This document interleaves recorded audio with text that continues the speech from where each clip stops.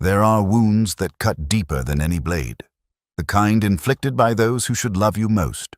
When your own family looks at you with disappointment and decides you're worth less than the debts they owe, something inside you breaks that no amount of time can fully mend. Sarah Bennett knew that pain. In 1878, in the harsh Wyoming territory, her family sold her because she couldn't bear children. They traded her away like she was nothing. Then a widowed mountain man named Caleb Monroe took her in, not for love, but because he had 3 motherless children and needed help. She expected servitude. He expected silence. Neither expected to find what they'd been missing all along. What happens when 2 broken souls build something beautiful from the ruins? Before we continue, tell us where you're tuning in from, and if this story touches you, make sure you're subscribed. The wind carried dust through the streets of Dust Creek, Wyoming, like it was trying to scour away every trace of hope from the tired little town. Sarah Bennett stood at the window of her family's farmhouse, watching the main street below, with eyes that had learned not to expect much from life anymore. Her hands worked mechanically at the mending in her lap, her brother Thomas's torn work shirt, but her mind was elsewhere, caught in that dangerous place between memory and longing. She was 26 years old, which made her practically a spinster by frontier standards, though she'd been married once.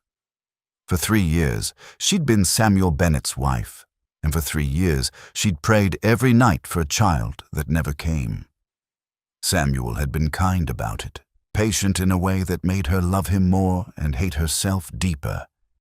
He'd told her it didn't matter, that they had time, that God worked in mysterious ways. Then the fever took him one brutal winter, and Sarah learned that God's mysterious ways included leaving her childless and alone. She'd returned to her father's house because there was nowhere else to go.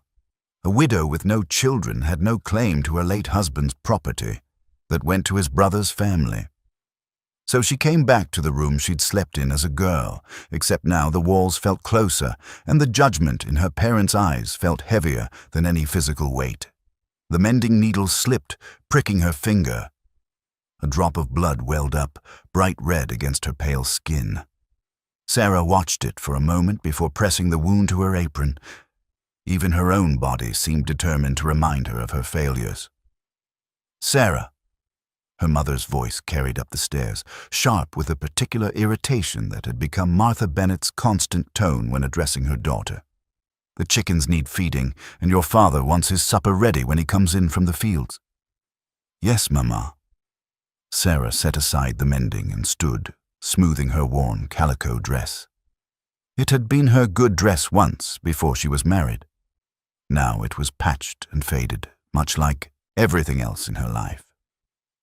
Downstairs, her mother was kneading bread dough with more force than necessary, her thin lips pressed into a line that spoke of disappointment and worry in equal measure. Martha Bennett had been pretty once, but years of hard frontier life had carved that prettiness away, leaving behind something weathered and sharp. "There's talk in town," Martha said without looking up from her work. "About you." Sarah felt her stomach tighten, but she kept her voice steady. "There's always talk. Ezekiel Stone was asking after you again. Your father says he's serious this time." The name made Sarah's hands still over the egg basket. Ezekiel Stone was 50 if he was a day, a merchant who'd grown wealthy by being the only real source of goods in a 3-day radius. He was also a man whose first wife had died under circumstances the town preferred not to examine too closely. Sarah had seen the fear in that woman's eyes more than once before she fell down those convenient stairs. "I'm not interested in Mr. Stone," Sarah said quietly. "Not interested?" Her mother's hands stilled in the dough. "Sarah, you're in no position to be particular. You're a barren woman living on your father's charity. Stone is willing to overlook that considerable flaw. Do you know how rare that is?" The word barren hit like a physical blow, though Sarah had heard it often enough to have built up calluses around it. Still, hearing it from her own mother never got easier. won't marry a man I fear," Sarah said, lifting her chin. Martha's laugh was bitter. "Fear?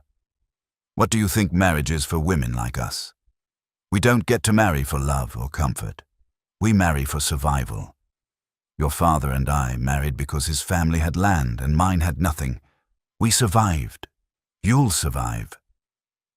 Sarah wanted to argue that her mother's marriage, loveless as it might be, had never included bruises hidden beneath long sleeves, but she knew better than to push. Instead, she took the egg basket and headed for the door. The chickens clucked and scattered as she entered their yard, and Sarah found a moment of peace in the simple task of gathering eggs. Out here, no one judged her for what her body couldn't do. The hens didn't care that she was barren. They just laid their eggs and lived their simple lives.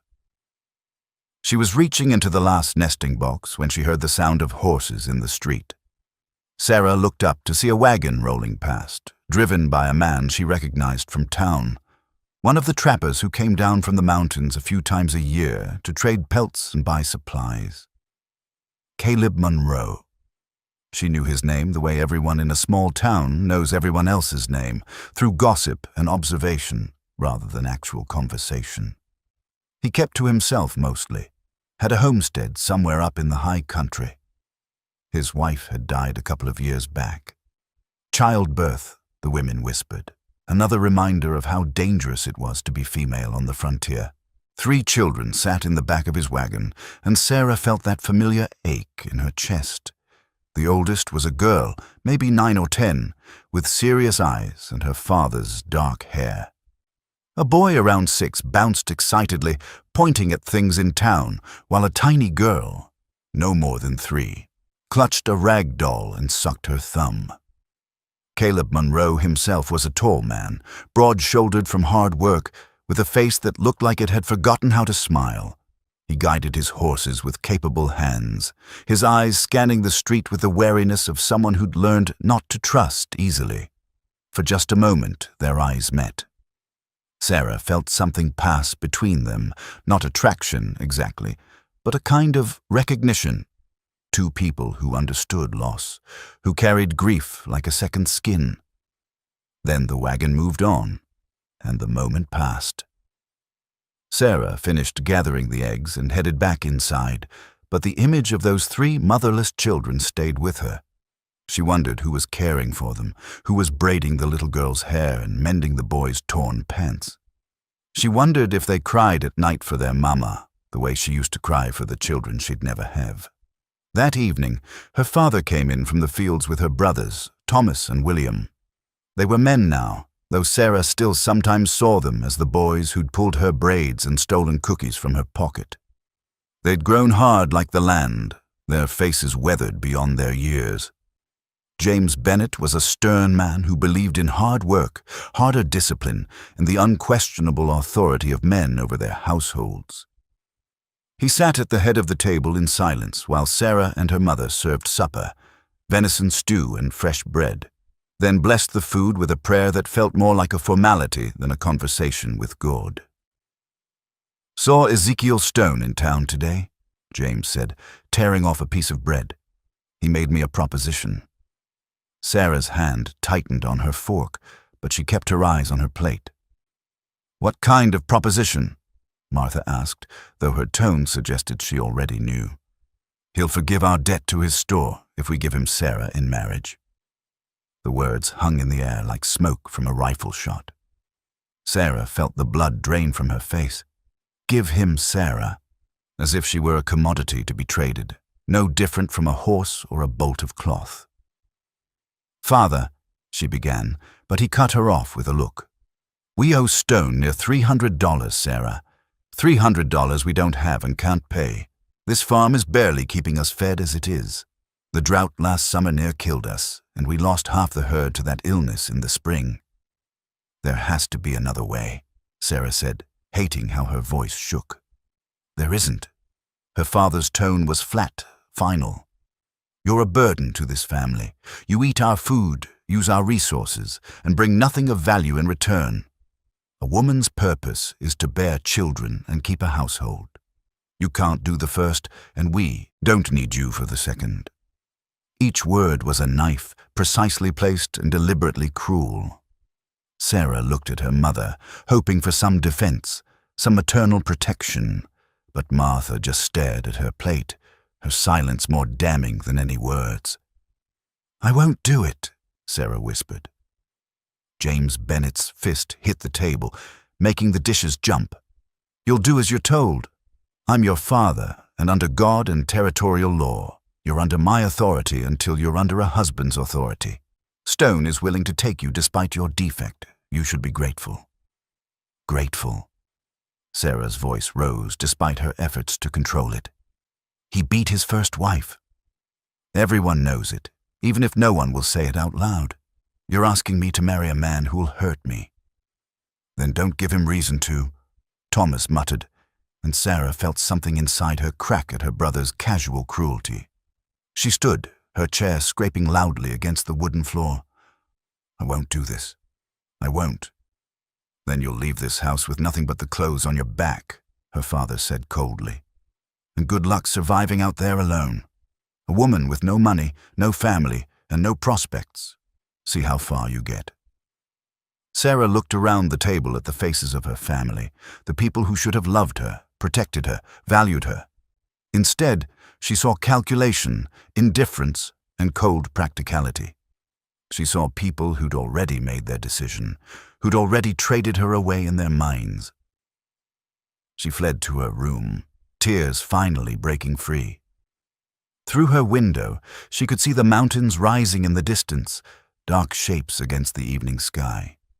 Somewhere up there, Caleb Monroe was probably putting his children to bed, telling them stories, trying to fill the hole their mother had left behind. Sarah pressed her hand against the glass, feeling the cool surface against her palm. She wore her mother's wedding ring on a chain around her neck, the only thing she had left from her brief, happy marriage. She pulled it out now, looking at the simple gold band. Samuel would have fought for her. Samuel would never have treated her like property to be sold. But Samuel was dead, and Sarah was alone in a world that saw her as worthless.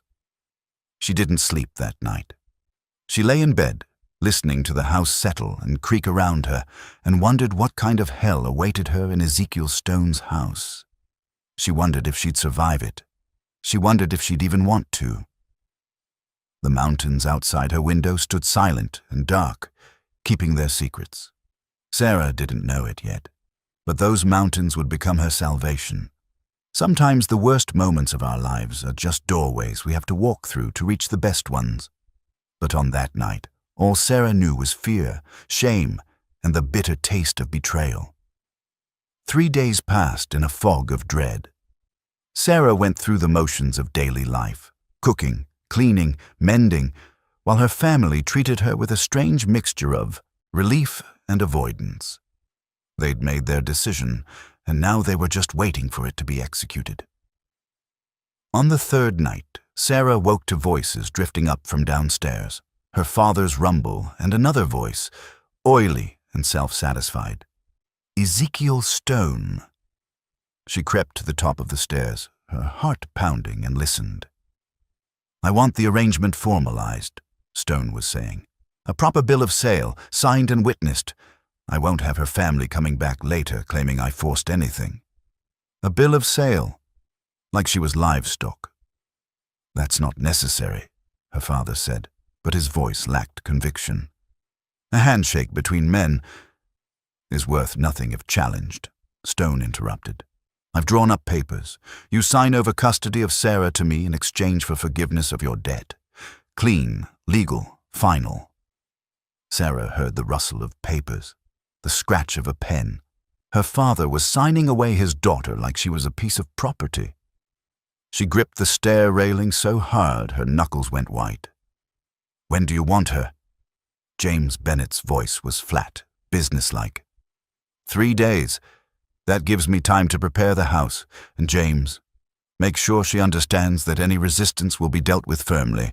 I won't tolerate a disobedient wife." After Stone left, Sarah sat on the stairs in the darkness, trembling. 3 days. In 3 days, She'd be locked in that house with a man who'd killed his first wife. In 3 days, her life as she knew it would end. She couldn't let it happen. The next morning, Sarah waited until her father and brothers left for the fields, then approached her mother in the kitchen. Martha was churning butter, her movements mechanical and tired. "Mama, please," Sarah said quietly. "Don't let him do this." Martha's hands stilled on the churn, but she didn't look up. "It's already done, Sarah." "Then help me leave. Give me a little money, enough to get to Cheyenne or Denver. I could find work, and shame this family further." Now Martha did look up, and her eyes were hard.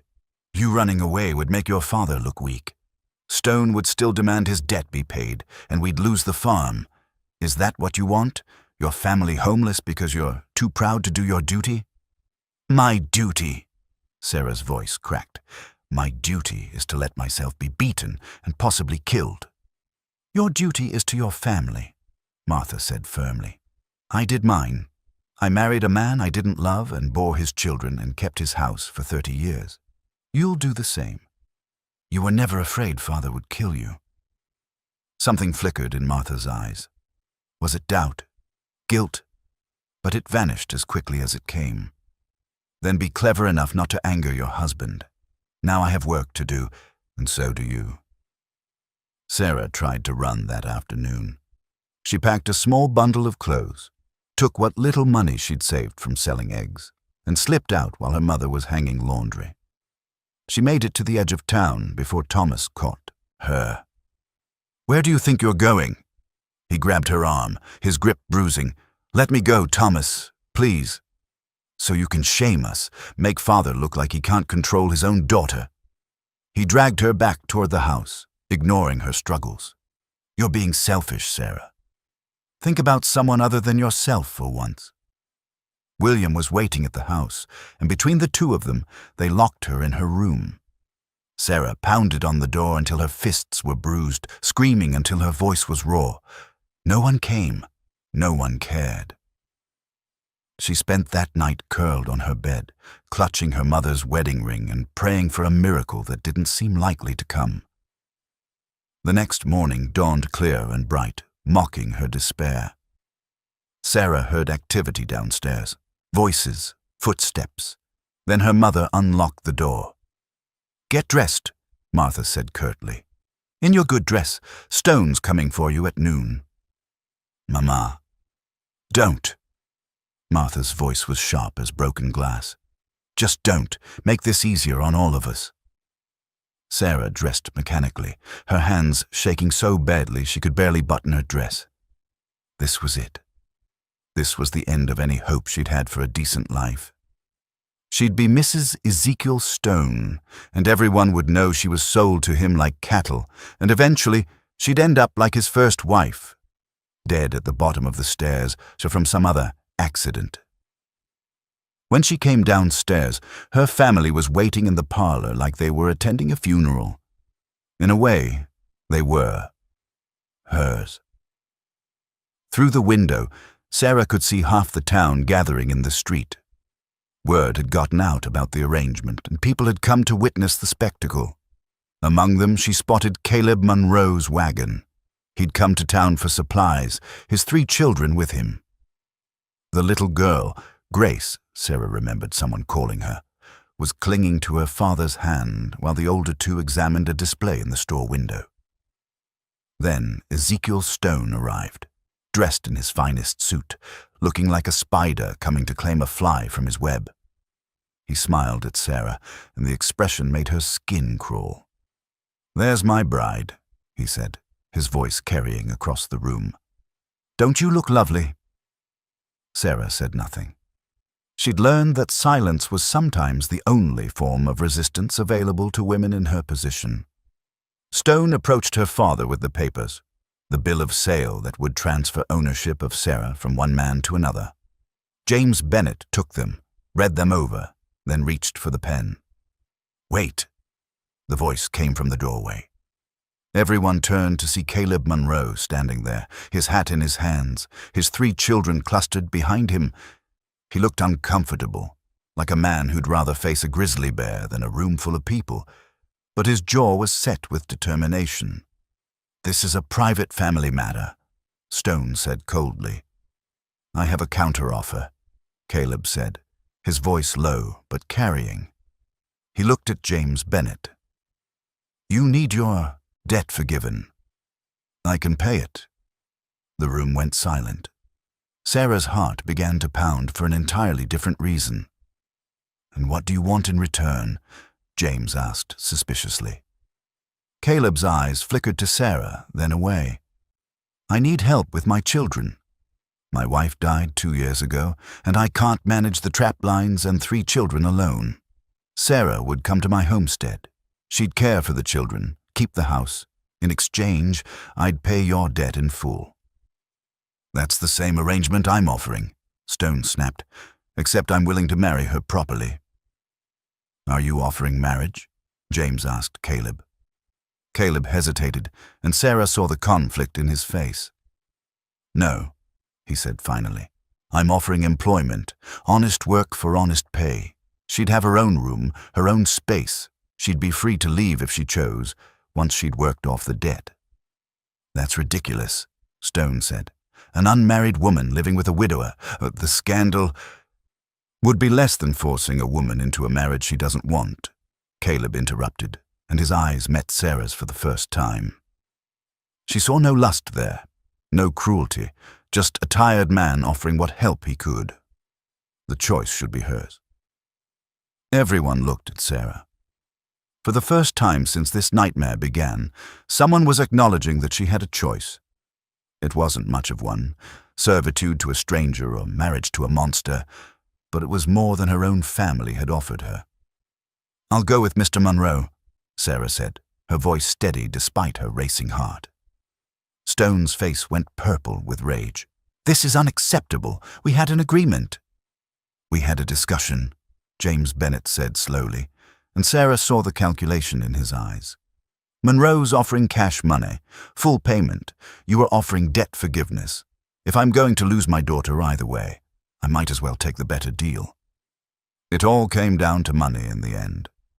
Sarah shouldn't have been surprised. Stone's hand moved to his belt, and for a moment Sarah thought he might draw a weapon. But Caleb Monroe stepped forward, positioning himself between Stone and Sarah, and something in his stance, the confidence of a man who'd faced down worse things than an angry merchant, made Stone reconsider. "This isn't over," Stone hissed. "That woman was promised to me. I have rights." "You have nothing," Caleb said quietly. "She's not property. She's a person, and she's made her choice." The transaction was completed quickly after that. Caleb counted out the money. Sarah tried not to think about how many months of hard work that represented, and her father signed a different paper, this one releasing Sarah from his household. Not a bill of sale, at least. That was something. Sarah was allowed to gather her meager belongings. She took her few dresses, her mother's wedding ring, her worn Bible, and little else. She'd come to this house with nothing, and she was leaving with barely more. Her mother didn't say goodbye. Her brothers didn't meet her eyes. Her father counted his money and looked relieved to be rid of her. Outside, the town watched in silence as Sarah climbed into Caleb Monroe's wagon. The 3 children stared at her with open curiosity and wariness. She tried to smile at them, but her face felt frozen. Caleb took his seat and gathered the reins. Before he could snap them, Sarah looked back at the house where she'd grown up, where she'd been born, where she'd played as a child, where she'd dreamed of her future. She was leaving it forever, going to the home of a stranger, to care for children who weren't hers, to live a life she'd never imagined. As they pulled away, she saw Ezekiel Stone standing in the street, watching her with cold, furious eyes. The look promised that he meant what he'd said. This wasn't over. He would make her regret choosing Caleb Monroe over him. But for now, Sarah was free of him, free of her family, free of everything except the debt that bound her to the silent man beside her and the uncertain future that lay ahead in the mountains. She touched the ring hanging around her neck and whispered a prayer for strength. She was going to need it. The first snow came in early October, dusting the peaks white and turning the world quiet. Sarah woke to find frost patterns on her window and knew that winter would soon trap them all in this small cabin together, dependent on each other in ways that went beyond simple employment. She'd been with the Monroe family for 2 months now, and the rhythm of their days had become as familiar as breathing. She knew that Caleb took his coffee black and strong, that Samuel woke up talking and didn't stop until sleep claimed him again, that Emma hid her grief behind fierce competence, and that Grace was slowly, carefully learning to trust again. The breakthrough with Grace had opened something. The little girl now followed Sarah around the cabin, helping in her small way, holding the dustpan while Sarah swept, carrying spoons to the table, sitting close during story time. She still didn't talk much, but her silence had become comfortable rather than frightened. Emma was harder to read. She'd stopped being openly hostile, but she watched Sarah with eyes that seemed to be constantly evaluating, measuring, judging. One evening, she approached Sarah with something clutched in her hands. "I found this in Mama's trunk," Emma said, her voice carefully neutral. She unfolded a half-finished quilt, the patches carefully pieced together in a pattern of blues and greens. She was making it for the bed. She never got to finish it. Sarah touched the fabric gently, seeing Rebecca's careful stitches, her eye for color and design. "It's beautiful."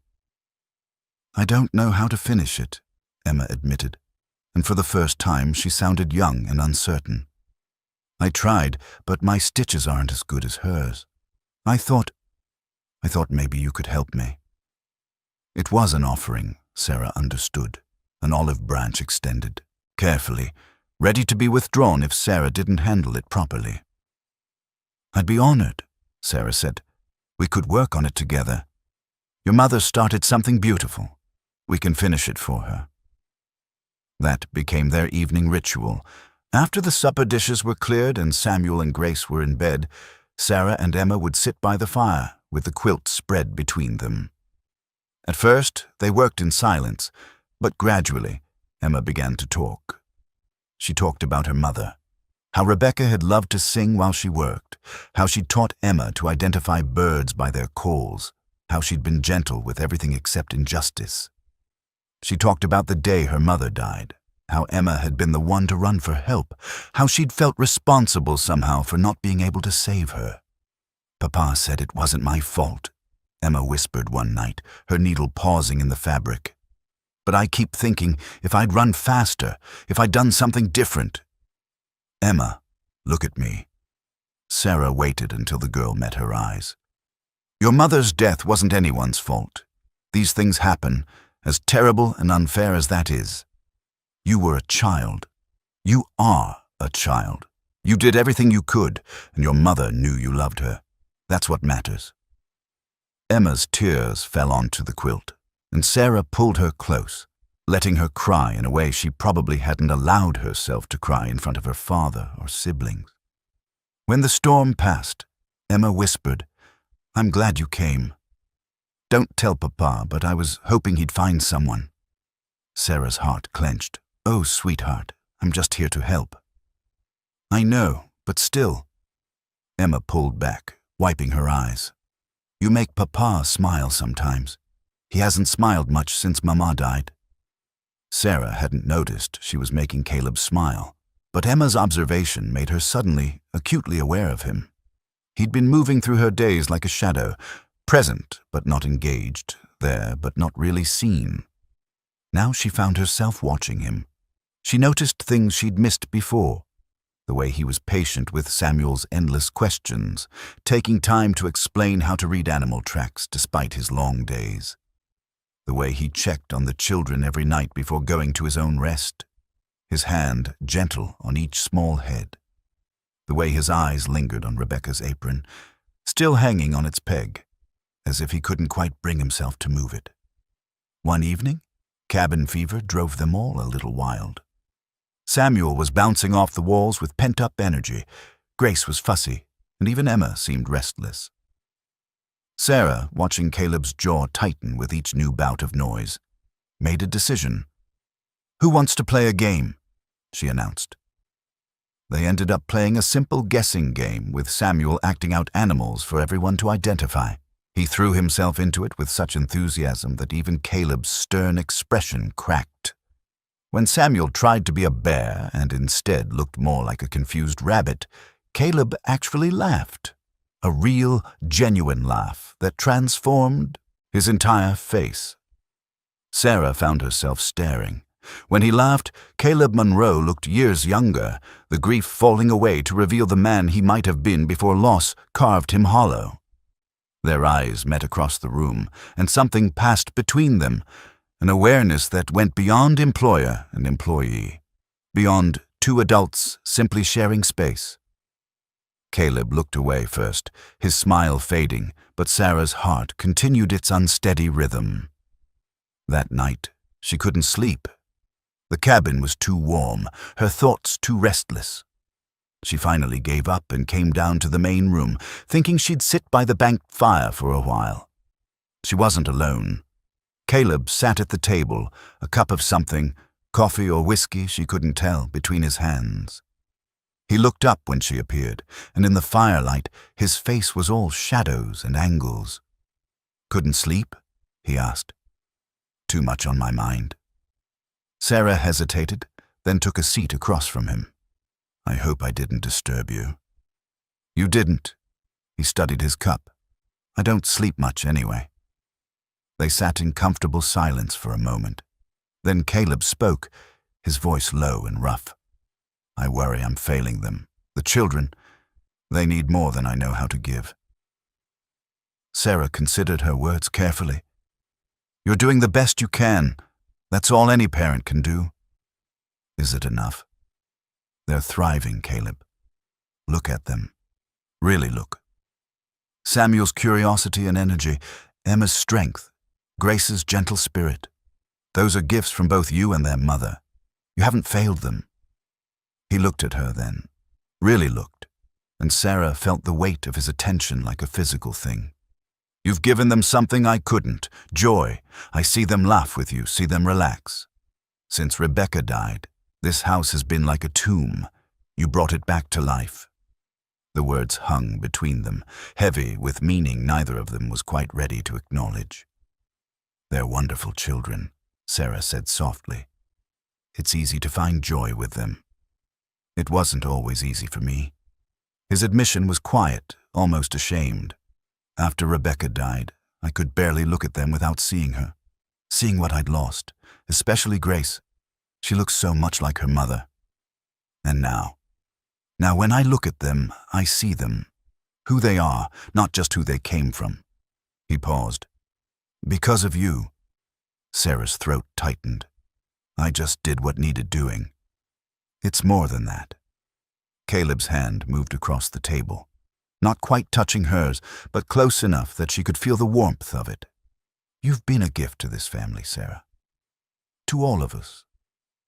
The moments stretched between them, full of things unsaid, questions unasked. Sarah became aware of how alone they were, how quiet the night, how intimate this conversation felt.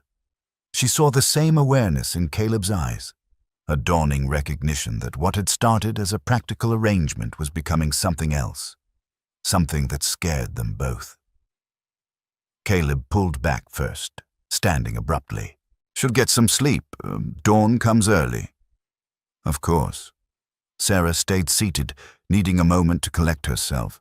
At the base of the ladder to the loft, Caleb paused. "Sarah?" "Yes.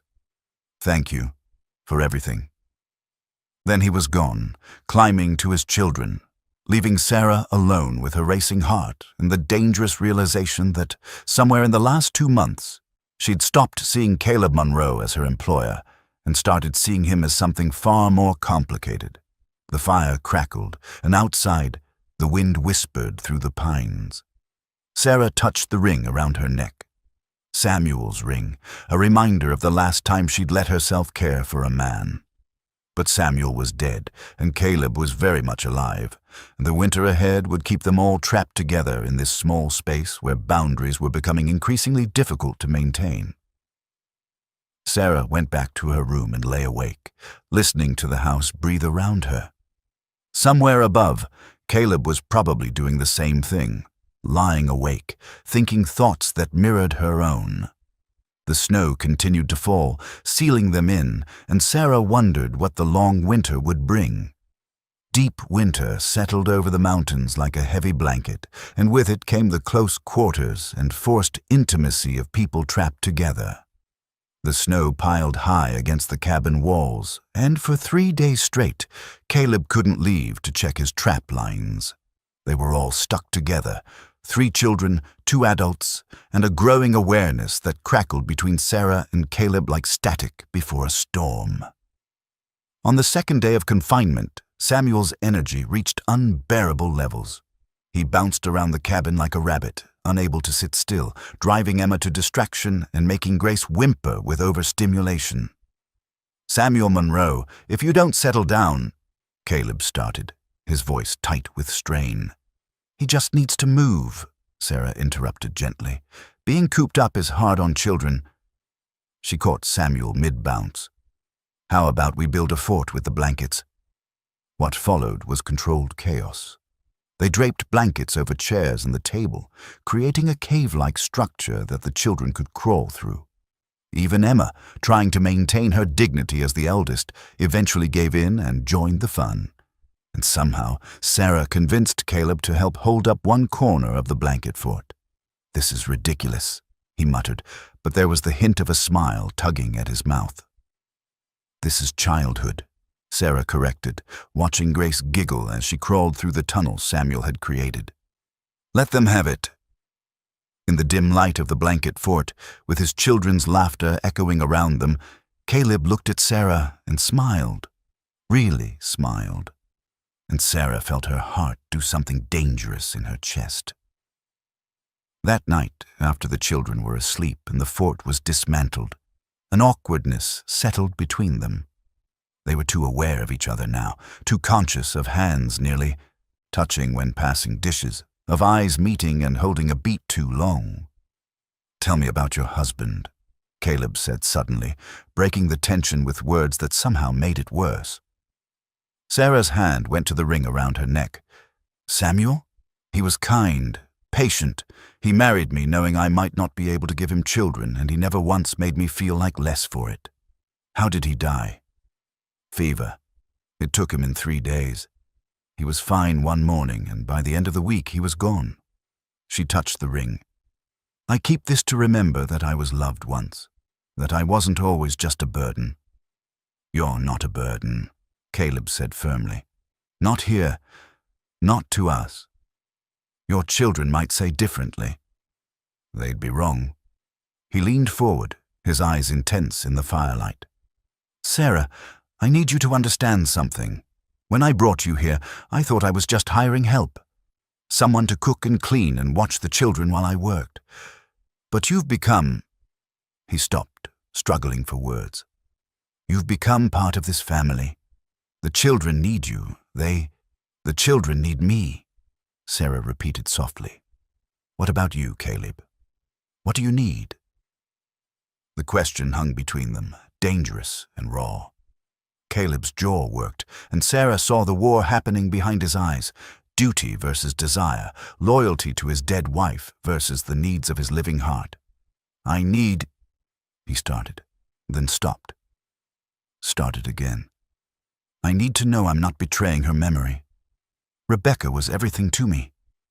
She gave me those children. She made this house a home. How do I—" His voice broke. "How do I move forward without feeling like I'm leaving her behind?" Sarah reached across the table and took his hand. It was the first time they'd deliberately touched, and the contact sent warmth through her entire body. "You don't leave her behind," she said gently. "You carry her with you. Every good thing she put into this family, every lesson she taught your children, every bit of love she left. That stays. That's her legacy, and nothing can take it away. But if I—" He looked at their joined hands. If I let myself feel something for someone else, that's not betrayal, that's living. That's what she'd want for you. How do you know? Because if I died instead of Samuel, I would have wanted him to find love again. I would have wanted him to be happy. Love isn't a finite resource, Caleb. Having room in your heart for someone new doesn't mean there's less room for Rebecca. His hand tightened on hers. I think about you, he admitted, his voice rough. More than I should. I tell myself you're just here to work, that this is an arrangement, nothing more. But then I come home and see you reading to Grace, or laughing at Samuel's stories, or teaching Emma something new, and I think, what do you think? I think maybe God brought you here for more than one reason. To save you from Stone, yes. To help my children, yes. But maybe also, he met her eyes. Maybe also to save me. Sarah's breath caught. Caleb, I know it's too soon. I know we haven't. This isn't proper. You're in my employment. You're under my roof. I have no right to tell you these things. But you're telling me anyway. Because I need you to know. His thumb traced circles on the back of her hand. These months with you here, I felt myself coming back to life. Like I've been holding my breath for 2 years and finally remembered how to breathe. That's because of you. It's because you were ready, Sarah said, though her heart was racing. You just needed time. Maybe, but it's also you. He pulled his hand away, as if the contact was too much, too dangerous.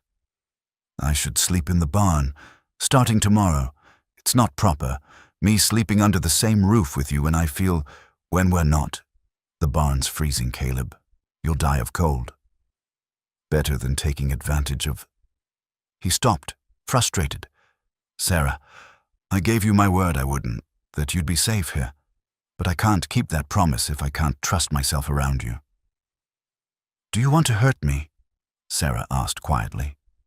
God, no. Never. Then you're not a danger to me. You're an honorable man who's afraid of his own feelings. There's a difference. Caleb stood, pacing now, agitated. This is wrong. You came here as an employee.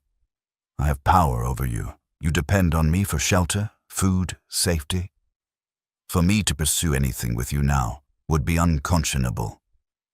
Even if I wanted you to pursue it. The words slipped out before Sarah could stop them. Caleb froze, his back to her. Do you? His voice was barely a whisper. Sarah stood, walking over to him. She placed her hand on his shoulder, feeling the tension in his muscles. I didn't come here looking for love. I came here running from horror, grateful for any port in a storm, but somewhere along the way, this stopped being just shelter. You and your children, you became something more to me. He turned, and they were so close now, close enough that Sarah could see the amber flecks in his brown eyes, could feel the warmth radiating from his body. I want to kiss you, he said, his voice rough with desire and restraint.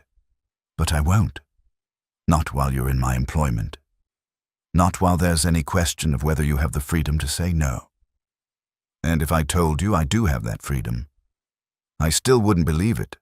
The power imbalance is too great. He stepped back, putting distance between them. But Sarah, when spring comes, if you still want to stay, if you choose to stay, not because you need to, but because you want to, then maybe we can revisit this conversation. Spring is 4 months away.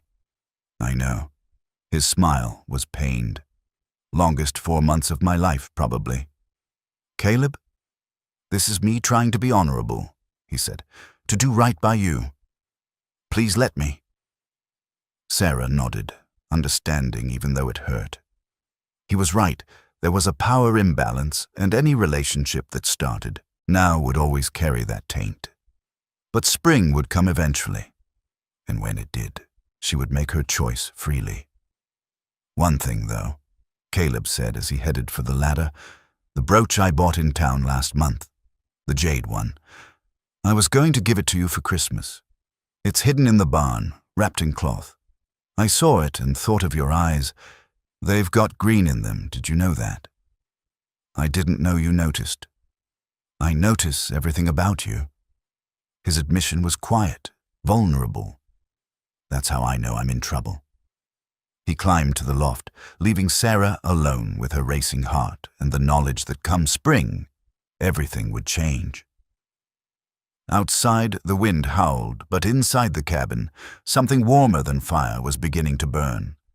Spring arrived slowly in the mountains, melting snow revealing mud and dead grass before new green could emerge. Sarah watched the change with a mixture of hope and anxiety. Spring meant decisions. Spring meant the conversation she and Caleb had been carefully dancing around for 4 months would finally have to happen. The cabin had transformed over the winter. The quilt was finished, draped over the bed in what used to be Rebecca's room but was now simply the main bedroom. The garden plot was ready for planting, carefully planned by Sarah and Emma together. The children laughed more, cried less, and Grace had finally started calling Sarah Miss Sarah instead of just staring mutely. Caleb had kept his word. He'd been respectful, careful, maintaining proper distance despite the growing awareness between them. But Sarah caught him watching her sometimes, his eyes soft with longing, and she knew her own face reflected the same expression when she thought he wasn't looking. They were waiting for spring, for freedom, for the chance to choose each other without the shadow of obligation hanging over them. Then, on a bright April morning when the last snow had melted and the circuit preacher was expected within the month, riders appeared on the trail to the cabin. Sarah was hanging laundry when she heard the horses. Caleb was checking his trap lines, not due back until evening. The children were inside, Grace napping while Emma taught Samuel his letters. 4 men rode into the clearing. Sarah's heart sank when she recognized the lead rider. Ezekiel Stone sat tall in his saddle, a cruel smile on his face. With him were the territorial marshal and 2 men Sarah didn't recognize, hired guns by the look of them. "Miss Bennet," Stone said, his voice dripping with false civility. "Or should I say, Mrs. Stone? After all, we have unfinished business." Sarah's hand moved to the rifle leaning against the cabin wall. "You need to leave. Now." "I'm afraid I can't do that." Stone dismounted, moving with the confidence of a man who knew he had the law on his side. "You see, I've been consulting with lawyers over the winter. Turns out that contract your father signed, the one transferring you to my custody, is legally binding under territorial law." The marshal shifted uncomfortably in his saddle. "Miss Bennet, I'm sorry about this, but Mr. Stone has documentation." "Documentation of what?" "Slavery." Sarah's voice shook with fury. "People aren't property. You can't sell a human being." "Actually," Stone said, pulling papers from his coat, "under territorial law regarding debts and family obligations, a father has considerable authority over an unmarried daughter. This isn't slavery. It's legitimate transfer of custody in exchange for debt forgiveness.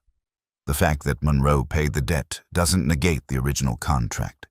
It just means he paid a debt that was already forgiven. Technically, the contract I hold predates his payment."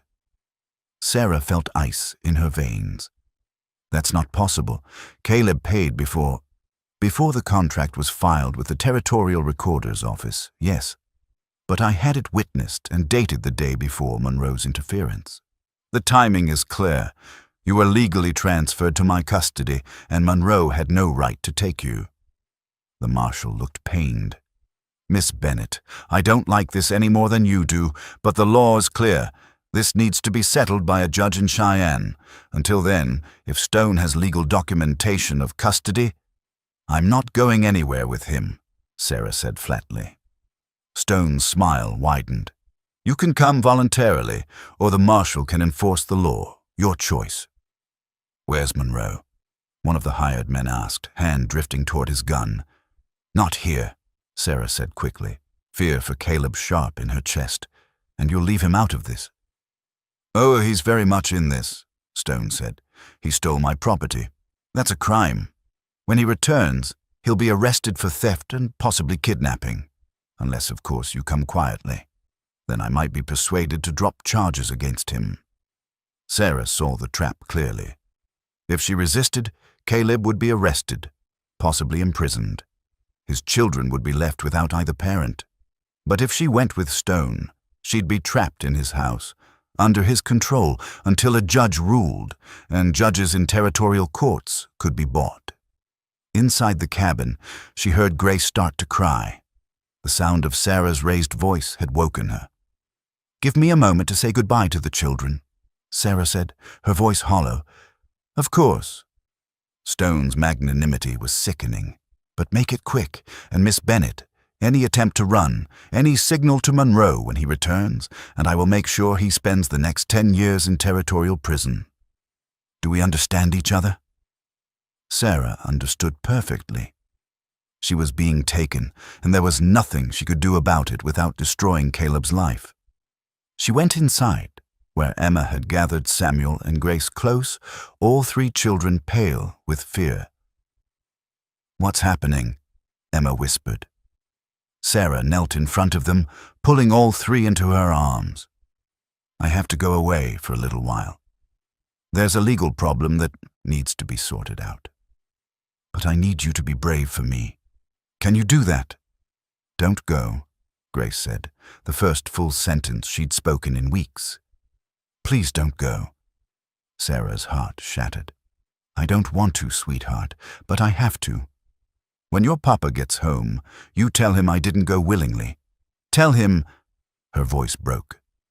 "Tell him I'll be at Stone's house in town, and tell him not to do anything rash. Tell him to wait for the law to sort this out." "The law is sorting it out," Stone called from the doorway. "And the law says you're mine." Emma's face hardened with an understanding beyond her years. "We won't let you keep her. That's not your decision, child." Stone gestured to Sarah. "Time's up." Sarah kissed each child, committing the feel of them to memory. "Be good. Help your father. Remember that I love you." Then she was being escorted outside, lifted onto a horse, her hands tied to the saddle horn. Not tightly enough to hurt, but securely enough to prevent escape. Stone wanted to maintain the fiction that this was all legal, all proper. As they rode away, Sarah looked back to see 3 small figures standing in the cabin doorway. Emma held Samuel and Grace close, her face fierce with determination. Sarah memorized that image, holding on to it like a lifeline. The ride to Dust Creek took hours. Stone rode beside her, his presence a constant threat. "You should have accepted my proposal graciously the first time," he said conversationally. "This unpleasantness could have been avoided. I'll never accept anything from you. You will. Eventually." His voice dropped to something darker. "My first wife learned obedience. You will too. Your first wife died trying to escape you." Stone's hand lashed out, striking her across the face. Sarah's vision swam, but she kept her seat, kept her dignity. The marshal started to protest, but Stone cut him off. "She slandered me. That's my right as her future husband, to discipline her tongue." The marshal said nothing more, and Sarah understood that he was either bought or too afraid to intervene. They arrived at Stone's house as dusk fell. It was a large, well-appointed home on the edge of town, but to Sarah it looked like a prison. Stone's housekeeper, Mrs. Dale, opened the door, an older woman with kind eyes and fearful demeanor. "Take her to the spare room," Stone ordered. "Lock her in. She's not to leave until I give permission." "Sir, perhaps," Mrs. Dale began. "Now, woman." Mrs. Dale led Sarah upstairs to a small room at the back of the house. As she helped Sarah inside, she whispered, "I'm sorry. I'm so sorry. I'll help if I can." Then the door closed, and Sarah heard the key turn in the lock. She was alone in a locked room, miles from Caleb and the children, trapped by law and cruelty in the house of a man who'd killed his first wife. Outside the window, she could see the mountains rising in the distance, so close and yet impossibly far away. Sarah sank onto the bed and allowed herself one moment of despair. Then she straightened her spine, touched the ring around her neck, and began to plan. Stone thought he'd won. He thought she was helpless. He was wrong. Meanwhile, miles away in the mountains, Caleb Monroe returned to his cabin to find his children crying and a note from Emma explaining what had happened. He read it 3 times, his face going pale, then red with fury. "Papa," Emma asked tentatively, "what do we do?" Caleb looked at his children, the family Sarah had helped him rebuild, the home she'd restored. He thought about her courage, her kindness, everything she'd come to mean to them all, to him. "We get her back," he said, his voice cold with determination. "Whatever it takes." Emma nodded, her face set with the same determination. "What's the plan?" "First, we find allies. Then we find evidence, and then—" His hand moved to the rifle over the mantel. "Then we make sure Ezekiel Stone never hurts anyone again." The mountains stood silent, witness to his vow. Spring had come, bringing not the freedom they'd hoped for, but a test that would require all their strength to overcome. The question wasn't whether they'd fight. The question was whether they'd win. 2 weeks crawled by like years. Sarah counted every hour in her locked room, measuring time by the meals Mrs. Dale brought and the sun's movement across her window. Stone visited daily, never touching her, but making his intentions clear through words and presence. He was waiting for the territorial judge's ruling, confident it would go his way. "You might as well accept your situation," he told her on the 3rd day. "The judge is a practical man. He understands that contracts must be honored, that families have rights over unmarried daughters. You'll be my wife within the month." "I'll die first," Sarah said calmly.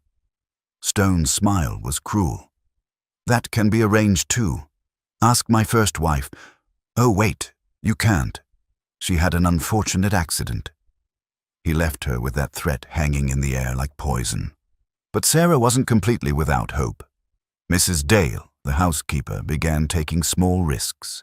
She left the door unlocked for a few minutes here and there, always with a whispered warning about when Stone would return. She brought extra food, clean water, and most importantly, news. "Your mountain man has been asking questions all over town," Mrs. Dale whispered one evening. "About Mr. Stone's first wife, about her death. People are talking." "What are they saying?" "That maybe it wasn't an accident after all. That maybe someone should have asked questions 2 years ago." Mrs. Dale glanced toward the door nervously. "Mr. Stone is getting angry. He knows what's being said. And when he's angry, people get hurt." "Has he hurt you?" The older woman's silence was answer enough. Sarah saw the fear in her eyes, the careful way she moved, and understood that Mrs. Dale had her own reasons for wanting Stone exposed. "If there's evidence," Sarah said carefully, "evidence of what really happened to Martha Stone, would you testify?" Mrs. Dale's hands shook as she gathered the supper dishes. "He'd kill me." "Not if he's in custody. Not if enough people speak up at once." Sarah caught her hand. "Please, you're the only one who knows the truth. Without you, he wins. Without you, other women will suffer what Martha suffered. What I'll suffer if this isn't stopped. I'm just a housekeeper. Who'll believe me?" "Everyone, if you have proof." Mrs. Dale bit her lip, warring with herself. Finally, she reached into her apron pocket and pulled out a handkerchief, stained brown with old blood. This was Martha's, from the day she died. She'd been bleeding from a cut on her head before she fell down those stairs. I found it hidden behind the headboard in her room. I knew it wasn't an accident, but I was afraid. Sarah took the handkerchief carefully, understanding its significance. This was evidence of violence before the fall, proof that Martha Stone hadn't died from a simple tumble downstairs. "Keep it safe," Sarah said. "When the time comes, We'll need it. Meanwhile, Caleb was building his case with methodical precision. He'd left his children with a trusted neighbor family and spent 2 weeks tracking down everyone who'd known Martha Stone. His first stop had been her sister, Catherine, who lived 2 days' ride away in a neighboring settlement. Catherine had welcomed him with a mixture of hope and bitterness. "I knew Martha didn't just fall," she said, showing him letters her sister had written. "She was afraid of Ezekiel. She'd tried to leave him twice, and both times he'd found her and brought her back. The last letter she sent me," Catherine's voice broke. "She said if anything happened to her, it wasn't an accident. Will you testify to that?" "I will. I should have done it 2 years ago. I should have come for her." "You're coming for her now," Caleb said gently. "That's what matters." His next stop was the town doctor, a tired man who'd seen too much frontier violence to be easily shocked. But when Caleb pressed him about Martha Stone's death, the doctor's expression grew troubled. "I signed the death certificate," he admitted. "Accidental death from a fall, but I had concerns." "What kind of concerns?" "The injuries weren't consistent with a simple fall. She had bruising around her throat, defensive wounds on her arms. The head injury that killed her could have been from hitting the stairs, but it could also have been from being struck with something." "Why didn't you say anything?" The doctor's shame was visible. "Because Stone is powerful, because I have a family to protect, because I told myself I didn't have proof, only suspicions." He met Caleb's eyes. "I was a coward, but if you're building a case against him, I'll testify. It's past time someone did." Caleb gathered other testimonies too. The merchant who'd seen Martha with bruises she couldn't explain. The neighbor who'd heard fighting coming from the Stone house the night Martha died. The minister who'd counseled Martha after she'd come to church with a black eye Stone claimed was from walking into a door. Individually, the testimonies were circumstantial. Together, they painted a picture of systematic abuse and probable murder. But Caleb knew it might not be enough. Frontier justice was often more about power than truth, and Stone had money, influence, and the law on his side. That's when Emma, back at the neighbor's house, had an idea. "Papa," she said when Caleb returned to check on the children, "what about the circuit preacher? He's due in town next week.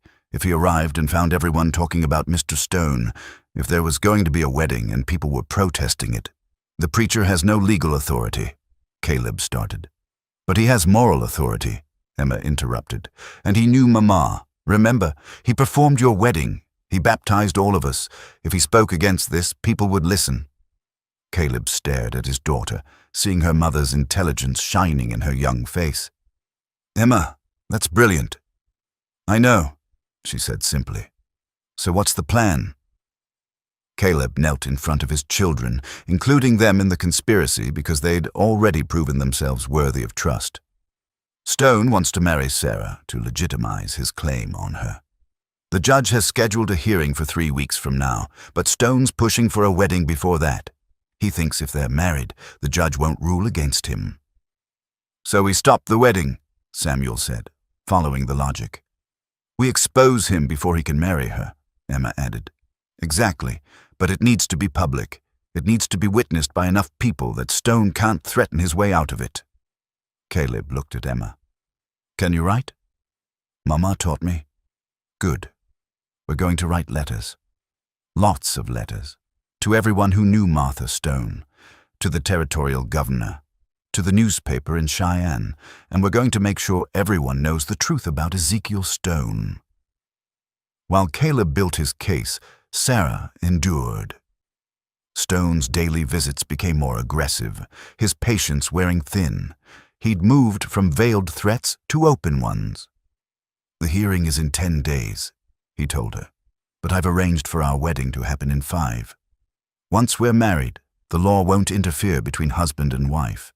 You'll be mine in every way, whether you consent or not. I'll scream the entire ceremony. I'll tell everyone you're forcing me. You'll be gagged if necessary. The territory has seen stranger frontier weddings. People will talk for a few weeks, then forget. His hand reached out to touch her hair, and Sarah flinched back. "You should have made this easier on yourself. Now when I finally have you, I won't be gentle. You'll learn what rebellion costs." After he left, Sarah sat shaking, understanding that time was running out. In 5 days, she'd be forced into marriage with a murderer.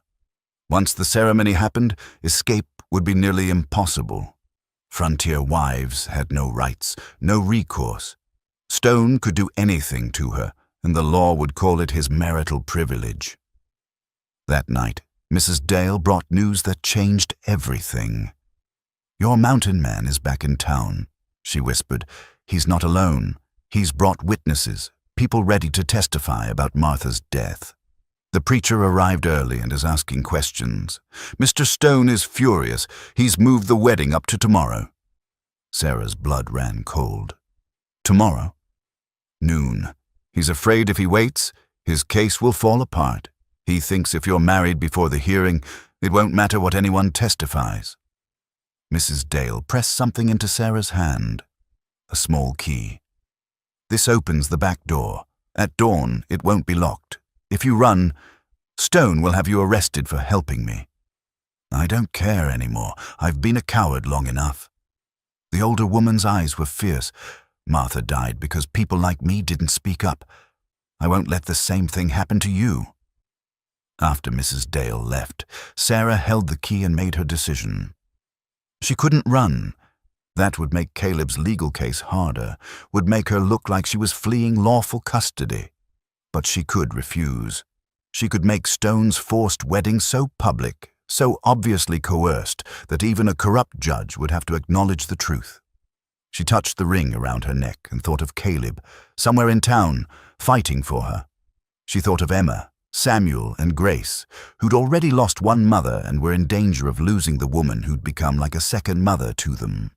She thought of Martha Stone, who died trying to escape the man who was supposed to love her.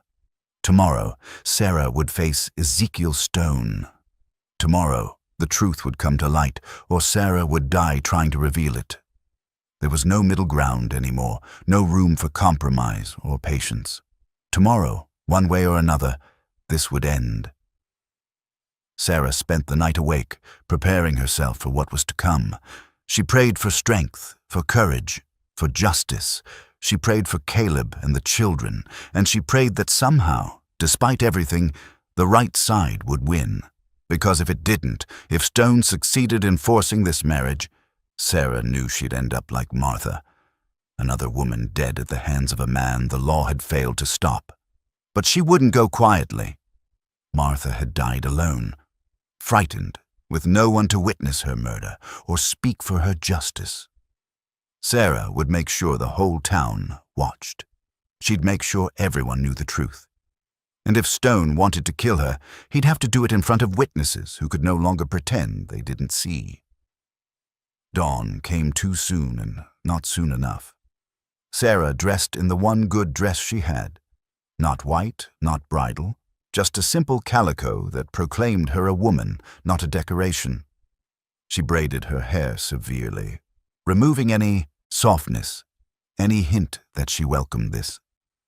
She was ready for war.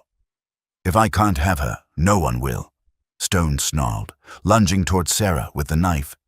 Caleb moved faster than Sarah had ever seen anyone move. He intercepted Stone, grabbing the man's wrist and twisting until the knife clattered to the floor. But Stone was driven by desperation and fury. He threw a wild punch that connected with Caleb's jaw, then dove for the knife again. The parlor erupted into chaos. Women screamed, men moved to intervene. But the fight between Caleb and Stone dominated the space. Two men locked in a struggle that went beyond just physical combat. This was about justice, about protection, about everything Stone represented and everything Caleb opposed. Stone fought dirty, going for eyes and throat.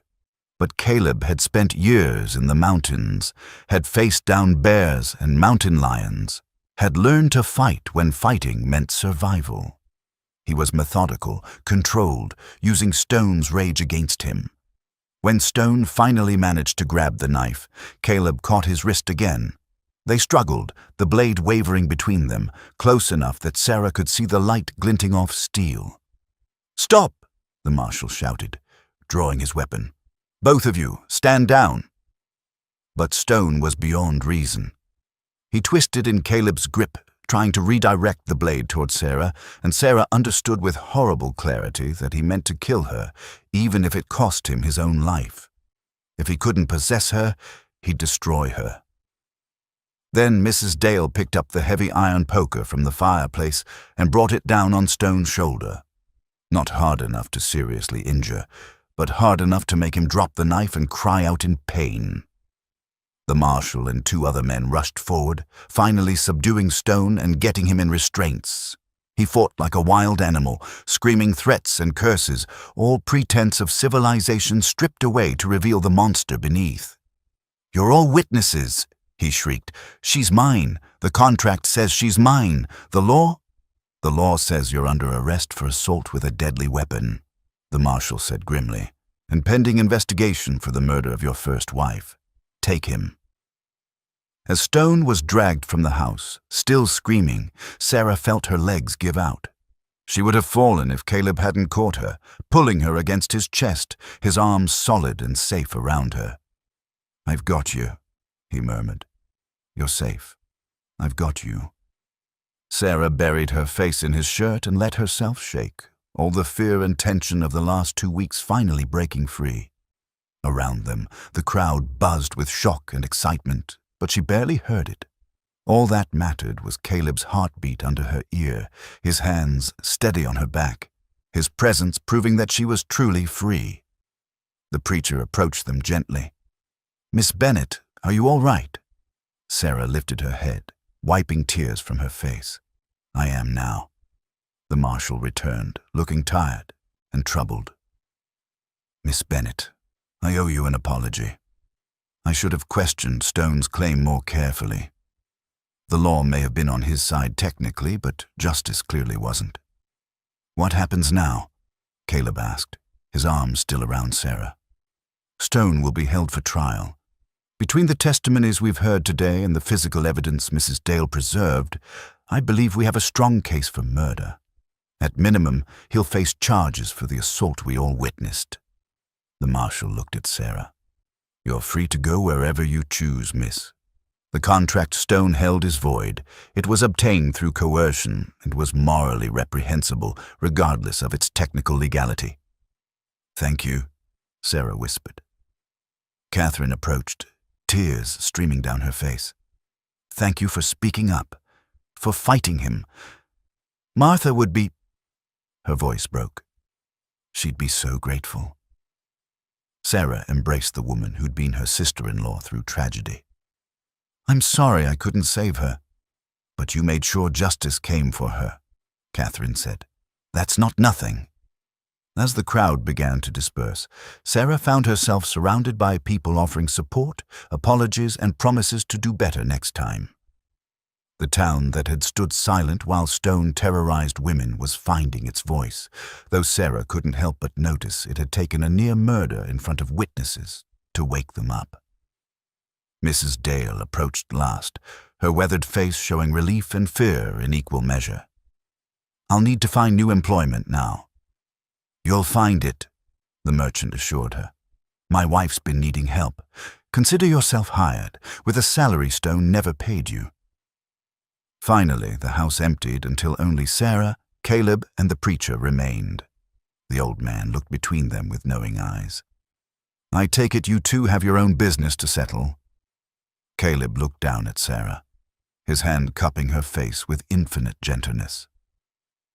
"Sarah Bennet, will you marry me? Not because of debt or obligation or employment, but because I love you, because these months with you have brought me back to life, because I want to spend every day I've left making you happy." Sarah's tears started again, but these were different, tears of joy, of relief, of hope finally fulfilled. "Yes, yes, 1,000 times yes." The preacher smiled. "Well then, I'm already here, and witnesses are still gathering outside. Shall we have a real wedding today?" Sarah laughed through her tears. I'd like that very much." 6 months later, autumn painted the mountains in gold and crimson, and Sarah stood in the garden she had planted with Emma, watching the children play in the afternoon light. Her hand rested on the gentle swell of her belly, 5 months along, carrying what the doctors in Dust Creek had said was impossible. "Miracles happen," the new doctor had told her, the one who'd replaced the old doctor who'd moved east. "The body is mysterious. Sometimes what we think is permanent isn't." Sarah preferred to think of it as a gift, one she'd stopped hoping for, and therefore couldn't help but treasure more deeply. Caleb had cried when she told him, had pressed his forehead to her stomach and whispered prayers of gratitude.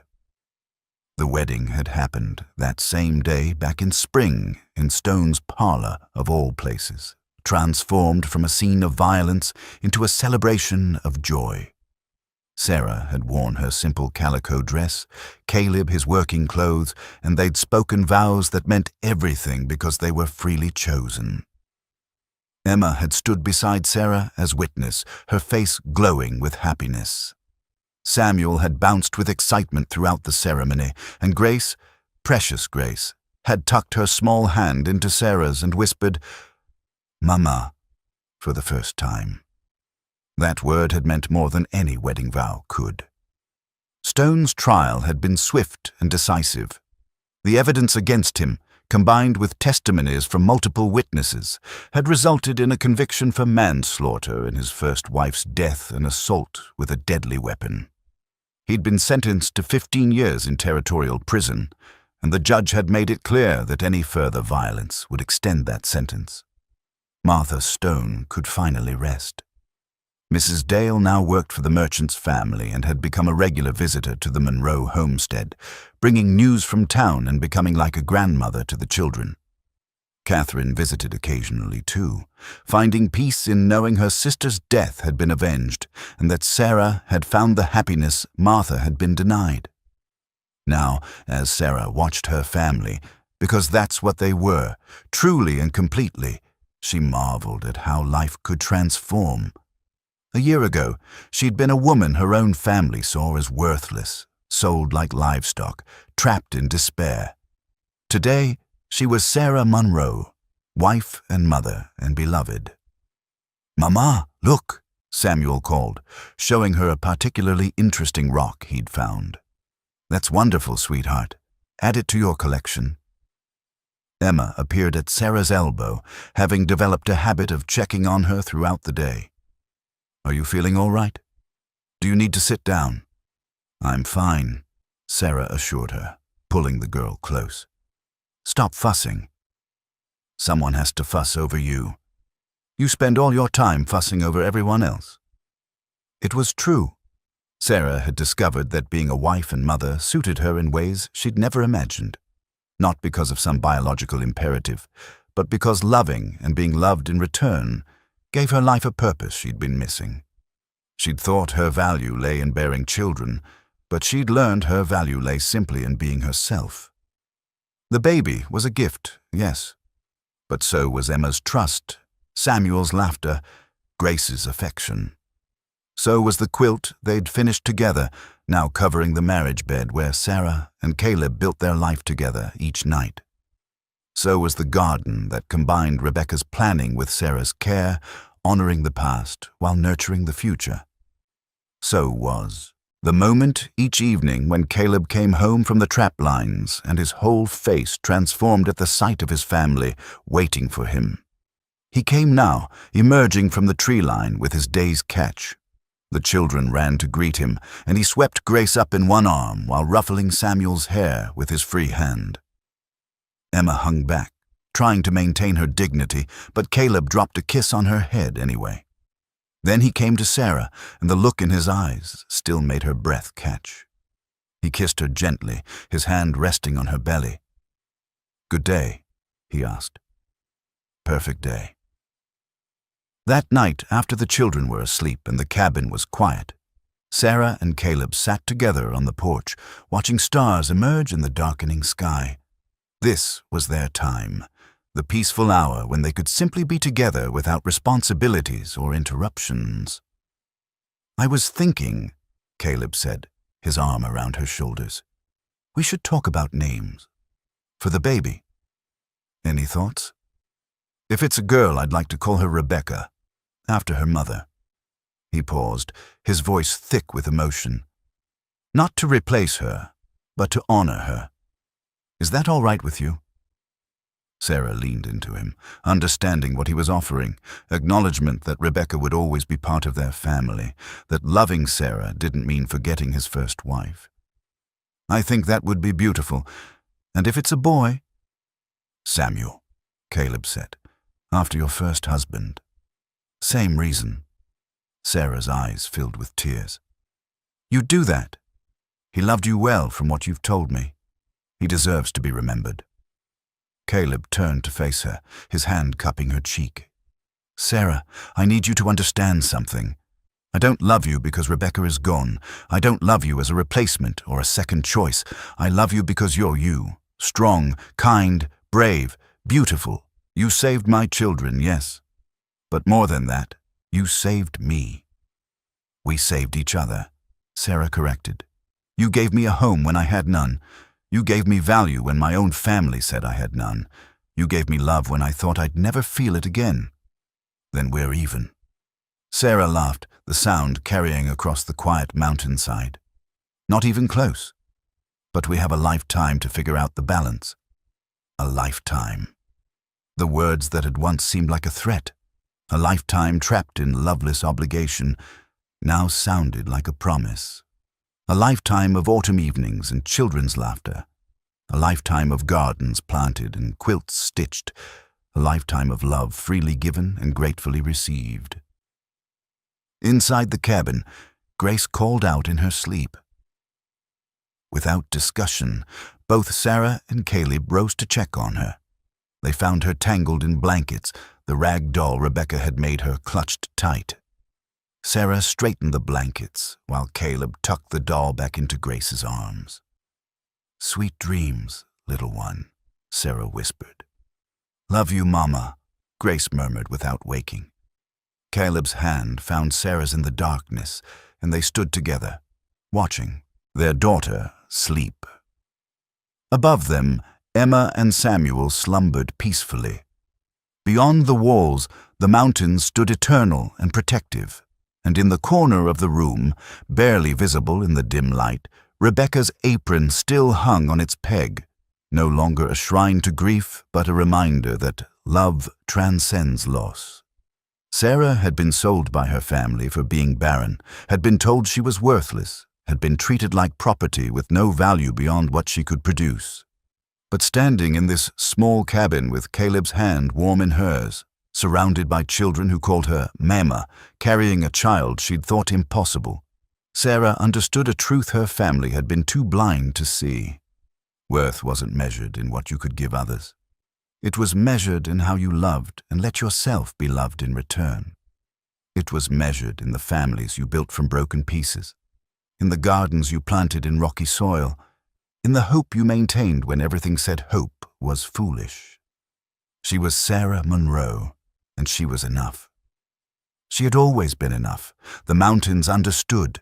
They'd seen countless lives come and go, had witnessed tragedies and triumphs, had stood silent witness to broken people becoming whole. Tonight, they stood guard over one more miracle. A woman who'd been sold finding herself priceless, a widower who'd stopped living learning to thrive again, and children who'd lost their mother discovering they had room in their hearts for two kinds of love. Outside, the first stars of evening blazed cold and distant. Inside the cabin, warmth and love and family. Inside the cabin, home. And that, Sarah thought as Caleb pulled her close, was worth more than anything money could buy.